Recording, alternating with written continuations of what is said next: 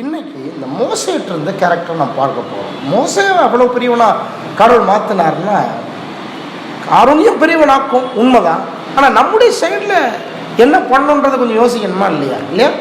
சில சமயங்களில் காலம் ஃபுல்லாக நான் கஷ்டப்படுறேன் பாஸ்டர், நானும் கடவுளுடைய காரூண்யத்தை தான் நான் நம்பி இருக்கிறேன், ஆனால் நான் பெரியவனாகலையே, உயர்ந்த நிலைமைக்கு வரலையே, பொருளாதாரத்தில் கூட கொஞ்சம் கூட ஆசீர்வதிக்கப்படலையே அப்படின்ற ஒரு சில கேள்விகளை நமக்குள்ளே இருக்குது. அதனால சிலருடைய கேரக்டர்ஸ் கடவுள் எல்லாரையும் பெரியவங்களாக்குகிறார். ஆனால் சிலருடைய கேரக்டர்ஸ், சிலருடைய அணுகுமுறைகள், சிலருடைய வாழ்க்கை முறை ஆண்டவருடைய இருதயத்துக்கு ஒத்து போகுது. ஆண்டவர் தாவீதை பார்த்து சொன்னார், என் இருதயத்துக்கு ஏற்றவன் சொன்னார். நம்ம இருதயத்துக்கு ஏற்ற ஆளாக இருக்கலாம் அப்படின்னா அர்த்தம், நான் என்ன விரும்புகிறேனோ அதை அவன் விரும்புகிறான், நான் என்ன சிந்திக்கிறேனோ அதை அவன் சிந்திக்கிறான், நான் என்ன செய்யணும்னு நினைக்கிறேனோ அதை அவன் செய்கிறான். அப்போ அப்படிப்பட்ட குணம் நமக்கு, அப்படிப்பட்ட இருதயம் நமக்கு இருக்க வேண்டியது ரொம்ப அவசியமாக இருக்குது. அது இல்லாமல் நாம் நம்ம இஷ்டத்துக்கு போகும்போது கர்த்தர் நம்மளை பெரியவர்கள் ஆக்கிட்டே போக முடியாது. ஏன்னு சொன்னால் நாம் பெரியவர்களாக எப்படி மாறினோம்ன்றது நமக்கு தெரியாமல் போயிடும், எப்படி கர்த்தர் மாற்றினார்னு தெரியாமல் போயிடும். நாம் நம்ம வெளியில் போய்கிட்டு இருந்தோம்னா, நாம் நம்ம இஷ்டத்துக்கு வாழ்ந்துக்கிட்டு இருந்தோம்னா, இப்போ பாருங்கள் மோசேனுடைய வாழ்க்கையில் அப்படி நடக்குது. மோசே அவனுடைய பிறப்பின் நோக்கம் கரெக்டாக இருக்குது, ஆனால் வளர்க்கப்படுகிற குடும்பம், வளர்க்கிற குடும்பம் தவறான குடும்பமாக இருக்குது. நான் சொல்ல புரியுதா உங்களுக்கு? பிறப்பின் நோக்கம் சரியாக இருக்குது. என்ன பிறப்பின் நோக்கம்? யாத்திராம 2வது அதிகாரத்தை 1வது அதிகாரம் 2வது அதிகாரம் 3வது அதிகாரம் வாசித்து பார்த்தீங்கன்னா, இஸ்ரவேல் ஜனங்கள் மிகவும் ஒடுக்கப்பட்டு 430 வருஷங்களாக அடிமைகளாக இருக்கிறாங்க. அப்போ அந்த அடிமைத்தனத்தில் இருக்கிற ஜனங்களை மீட்கணுன்ற பிளான்ல தான் கர்த்தர் மோசேயை பிறக்க வைக்கிறார் இல்லையா? ஆனால் அந்த டைமில் கரெக்டாக பார்வோன் என்ன பண்ணுறான், எல்லா ஆண் குழந்தைகளையும் கொல்லணும்னு சட்டம் போட்டுருவான். அப்போ எல்லா ஆண் குழந்தைகளும் கொல்லணும்னு வரும்போது மோசே அப்போ தான் பிறக்கிறார். பிறக்கும்போது மோசையை கொல்லணுன்ற விஷயம் வரும்போது அவங்க பெற்றோர் 3 மாதம் வரைக்கும் அவனை ஒழிச்சு வைக்கிறாங்க. அப்போ கரெக்டாக ஒரு நாள் பார்வோனுடைய குமாரத்தி அந்த மகள் ஸ்நானம் பண்ண வரும்போது நாணல் பெட்டியில் மோசையை வச்சு அனுப்பி விடுறாங்க. என்னவோ இந்த பிள்ளை பிழைக்குமோ பிழைக்காதோ அப்படின்னு சொல்லி அந்த ஆண் பிள்ளையை அனுப்பி விடுறாங்க. அனுப்பி விடும்போது அந்த நாணல் பெட்டியை பார்வோனுடைய குமாரத்தி ஸ்நானம் பண்ணுற இடத்துல பார்க்கும்போது எடுத்துடுறான். எடுத்த அழகான குழந்தை இருக்குது. குழந்தைய பார்த்த உடனே இந்த குழந்தைய நான் என் பிள்ளை போல வளர்க்க போறேன்னு வளர்க்குறான் இல்லையா? அப்போ நோக்கம் சரியா இருந்தா கூட ஒரு தவறான குடும்பத்தில் அவள் வளர்க்கப்படுகிறாள். தவறான குடும்பம்னா நான் தப்பான குடும்பம் சொல்ல வரல. கடவுள் நாம எந்த குடும்பத்தில் இருந்தாலும் நம்முடைய வாழ்க்கையினுடைய நோக்கத்தை நிறைவேற்றாம போக மாட்டார். ஆனால் அங்கேயே இருந்துகிட்டு அந்த நோக்கத்தை நிறைவேற்ற முடியாது அப்படின்றத மோசேயுடைய வாழ்க்கையில பார்க்கிறோம். அதனால மோசே அந்த குடும்பத்தை விட்டு வெளியே வர வேண்டிய ஒரு சூழ்நிலையை அங்க உருவாகுது. அப்போ நம்ம எப்படி வேணாலும் எங்க வேணாலும் இருந்துகிட்டு கர்த்தர் நம்மளை பெரியவர் ஆக்குவார்னா சாத்தியம் கிடையாதுன்றது அங்கெல்லாம் நம்ம படிக்க ஆரம்பிக்கிறோம். அப்போ மோசே சில முடிவுகள் எடுக்க வேண்டியதா இருக்கு, தீர்மானங்கள் எடுக்க வேண்டியதா இருக்குது. இப்போ நம்ம வாழ்க்கையில் கூட அப்படி இருக்கலாம். சில சமயங்களில் கர்த்தர் நம்மளை கொண்டு ஒரு தனி சிறப்பான காரியத்தை செய்யணும்னு நினைக்கும் போது சில குடும்பங்கள், சில நபர்கள் தடையா இருப்பாங்க. அவங்க நம்மளை டாமினேட் பண்ண பார்ப்பாங்க, அவங்களுடைய கண்ட்ரோலுக்குள்ள வச்சுக்க பார்ப்பாங்க. அப்போ சில இடத்துல இருந்து நம்ம பிச்சுக்கிட்டு வெளியே வர்றது கூட முக்கியமானதாக இருக்கும். என் வாழ்க்கையில அப்படி நடந்திருக்குது. நான் ஒரு இடத்துல ஒரு அசிஸ்டன்ட் பாஸ்டராக இருந்தேன் பாருங்க. ஆனால் அங்கே இருந்துக்கிட்டு தேவனுடைய நோக்கத்தை, தரிசனத்தை எனக்குன்னு கர்த்தர் வச்சிருக்காங்க, அழைப்பை நிறைவேற்ற முடியல. அப்போ பிச்சுக்கிட்டு வெளியே வர வேண்டியதாக இருந்தது. அப்போ கடவுளுடைய நோக்கம் நிறைவேறுவதற்கு நிச்சயமா முடியும். ஆனால் நம்முடைய ஒத்துழைப்பு, நம்முடைய கோஆபரேஷன், நம்முடைய அவருடைய இருதயத்தை புரிந்து கொண்டு அவருடைய சித்தத்துக்கு கீழ்ப்படிவது இதெல்லாம் ரொம்ப அவசியமா இருக்கா இல்லையா? இருக்கா இல்லையா? இத்தனை பேர் ஆமென் சொல்றீங்க, இருக்குதா இல்லையா? அதை நம்ம புரிஞ்சிக்க வேண்டியது அவசியமாக இருக்கிறது. சரி, எபிரேயர் 11வது அதிகாரத்தில் மோசேனுடைய டீட்டெயில பிறந்ததுலேருந்து சில காரியங்கள் அங்கே எழுதப்பட்டிருக்கிறது. விசுவாச வீரர்கள் பட்டியலில் 11ஆம் அதிகாரம் 23ஆம் வசனத்திலிருந்து 28ஆம் வசனம் வரையும். புதிய ஏற்பாட்டில் 308வது பக்கம், எபிரேயர் 11ஆம் அதிகாரம் 23ஆம் வசனத்திலிருந்து 28ஆம் வசனம் வரையும். எல்லாரும் வாசிப்போமா?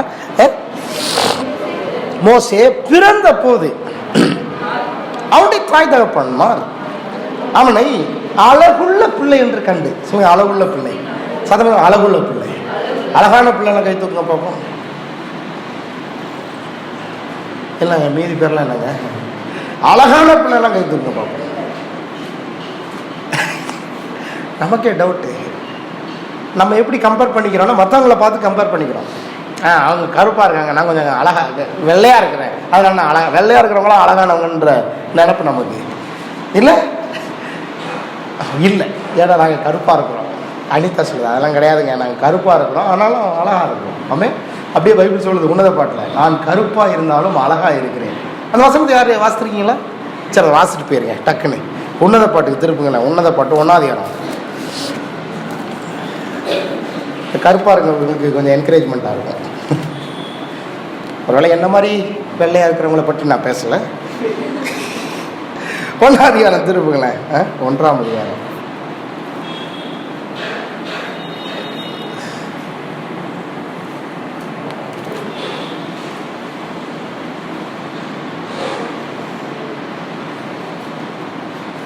எங்கடா இன்னைக்கு பார்த்து அந்த வசனத்தை தேட வேண்டியதாக இருக்குது.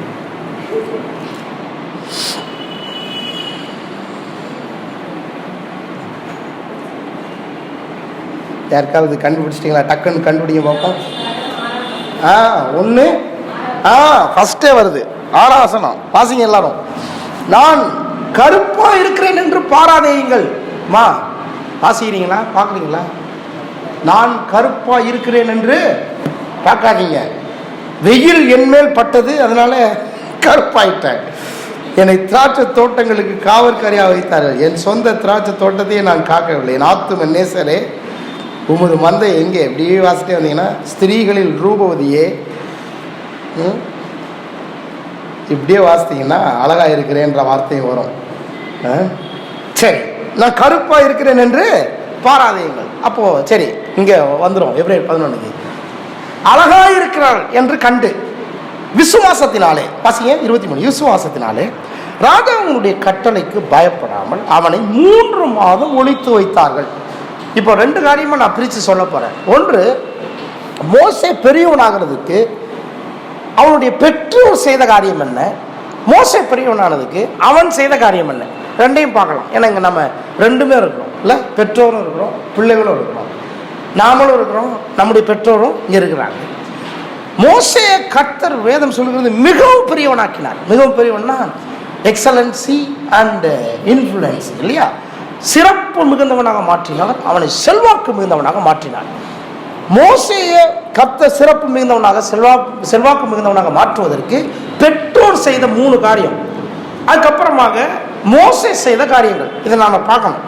சரி, 24 விசுவாசத்தினாலே மோசே தான் பெரியவனான போது பார்வோனுடைய குமாரத்தின் மகன் எண்ணப்படுவதை வெறுத்து அனித்தியமான பாவ சந்தோஷங்களை அனுபவிப்பதை பார்க்கலும் தேவனுடைய ஜனங்களோட துன்பத்தை அனுபவிப்பதையே தெரிந்து கொண்டு இனி வரும் பலன் மேல் நோக்கமாயிருந்து எகிப்தில் உள்ள பொக்கிஷங்களிலும் கிறிஸ்துவின் நிமித்தம் வரும் நிந்தையை அதிக பாக்கியம் என்று எண்ணினான். விசுவாசத்தினாலே அவன் அதரிசனமானவரை தரிசிக்கிறது போல உறுதியாக இருந்து ராஜாவின் கோபத்துக்கு பயப்படாமல் எகிப்தை விட்டு போனான்.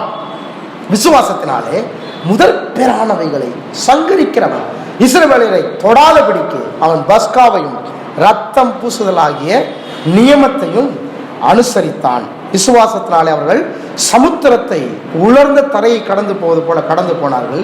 எகிப்தியர் அப்படி செய்ய துணிந்து அமிழ்ந்து போனார்கள். 29 வசனம் வரையிலும் இல்ல.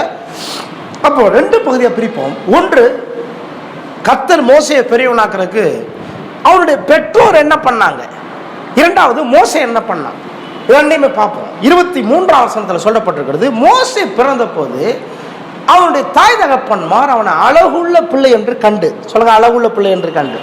சில சமயங்களில் நம்ம பிள்ளைகளை பார்க்கும்போது ஒரு பிள்ளைய அழகா பார்க்குறோம், இன்னொரு பிள்ளைய ரொம்ப அசிங்கமா பார்க்குறோம் அல்லது குறைவா பார்க்குறோம். சராசரி பெற்றோர் அப்படி பார்க்குறாங்க.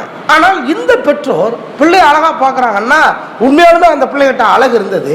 ஆனால் அதையும் தாண்டி அங்க சொல்லியிருக்கு அழகுள்ள பிள்ளை என்று கண்டு விசுவாசத்தினாலே. அப்ப எப்படி புரிஞ்சுக்கணும், விசுவாசத்தினாலே பெற்றோர் பிள்ளையை அந்த பிள்ளையினுடைய வாழ்வின் நோக்கத்தின் அழகை பார்க்கிறாங்க. எதை பார்க்கணும், வாழ்க்கையின் நோக்கத்தின் அழகை பார்க்கணும். எனக்கு பிறந்த பிள்ளை அது அதனுடைய வாழ்க்கையினுடைய நோக்கமே ரொம்ப சிறப்பான நோக்கம் என்று அழகை எங்க பார்க்கணும்? முகத்துல தேடுறது இல்ல, அழகை அந்த பிள்ளையினுடைய வாழ்க்கை நோக்கத்தில் தேட வேண்டும். எத்தனை பேர் ஆமென் சொல்றீங்க? ஹல்லேலூயா. அந்த பிள்ளையை அழகா பார்க்கறது கூட எப்படி பார்க்கணும்? விசுவாசத்தில் பார்க்க வேண்டும். ஒருவேளை கருப்பு இருக்கலாம், ஒருவேளை கலையா இல்லாம இருக்கலாம், ஒரு நல்ல லட்சணம் இல்லாம இருக்கலாம், நாகரிகமா இல்லாம கூட இருக்கலாம். ஏற்றுக்கொள்வதற்கு கூட நாம சில சமயங்களில் பிள்ளைகள் நல்லா இல்லைன்னு சொல்லி கூட குப்பையில போட்டுறாங்க, அழகா இல்லைன்னு. இல்லைன்னா யார்கிட்ட கொடுத்துடலாம்னு நினைக்கிறாங்க, இல்லை அல்லது ரொம்ப பிடிச்ச பிள்ளை பிடிக்காத பிள்ளைலாம் ஆயிருந்தாங்க. இந்த பெற்றோர் விசுவாசத்தினாலே அப்படி பார்த்தாங்க. விசுவாசத்தினால் பிள்ளைகளை பார்க்க வேண்டும். ஃபர்ஸ்ட் விசுவாசத்தினால் ஒரு பிள்ளையை அழகா பார்க்கணும். எப்போ அழகா பார்க்க முடியும் தெரியுமா? அந்த பிள்ளையினுடைய முகத்தை பார்த்தா அழகா பார்க்க முடியாது, அந்த பிள்ளையினுடைய வாழ்க்கையின் நோக்கத்தை பார்க்க வேண்டும். எத்தனை பேர் ஆமென் சொல்றீங்க? ஹல்லேலூயா. பெற்றோர் செய்ய வேண்டிய ரொம்ப முக்கியமான காரியம்.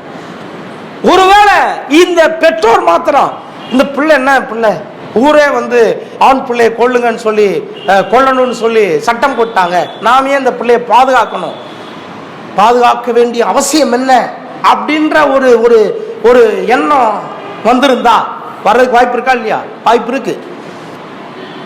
சில பிள்ளைகளை எங்கள் அம்மாலாம் சொல்லுவாங்க, சில பிள்ளைகளை கள்ளிப்பால் கொடுத்தே கொண்டிருக்காங்க அப்படின்லாம் கேள்விப்பட்டிருக்கோம். பெண் பிள்ளைகளை கொண்டுறாங்க, ஆண் பிள்ளைகளை கொண்டுறாங்க. கொஞ்சம் யோசித்து பாருங்க. சில சமயங்களில் சில உறுப்புகள் செயல்படாத பிள்ளைகள் இருந்தா யோசித்து பாருங்க.